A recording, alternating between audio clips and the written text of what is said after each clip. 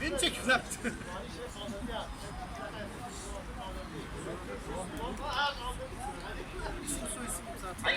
Pardon dursun. Mehmet Sayın Kınacı. Sayın abi doğum yeri il olarak neresi?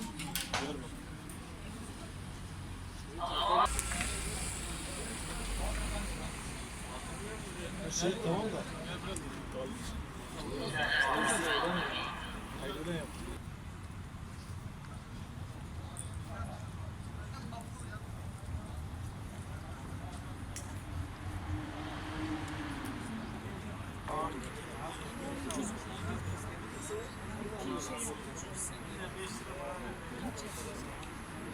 Çekmiyoruz ha. Rasim Karabulut. Rasim Karabulut.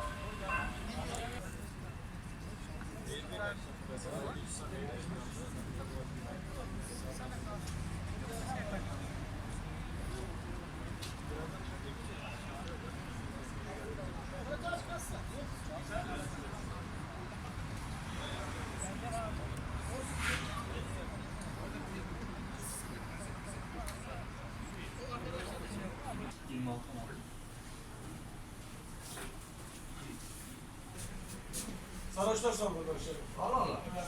Niye? Görüştünüz mü? Yok buluşmadık da. Tehdit ediyorlar. İnanın hocam. Sizin içinden de oturanlar mı? Biraz iri yarı böyle olguncana. Allah Allah. İçmişler. Ne diyor, soda mı istiyor? Yok hiçbir şey istemiyor ya. Sıkıntı ne? Hocam polisler geldi. Ekran müdahale ettiler.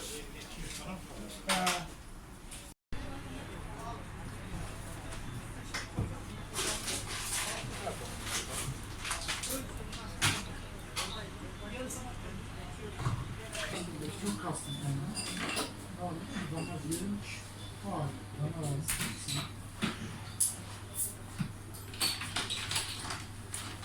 Bu arada devam edin.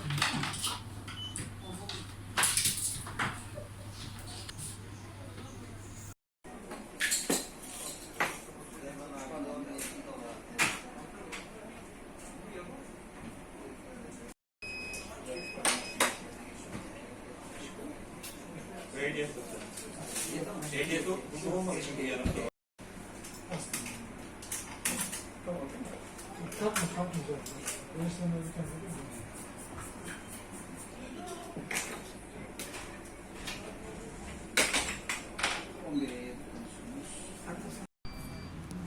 Kızılay kan bağışı çağrısında bulunmuştu. Bizler de Antalya Hüdapar İl Teşkilatı olarak, Gençlik Kolları Teşkilatı olarak kan bağışında bulunduk. İnşallah faydalı olur. Bizler de buradan bu vesileyle tüm vatandaşlarımızı ve özellikle de gençleri kan bağışı yapmaya davet ediyoruz. Ve diyoruz ki yaşama kanınla can ver.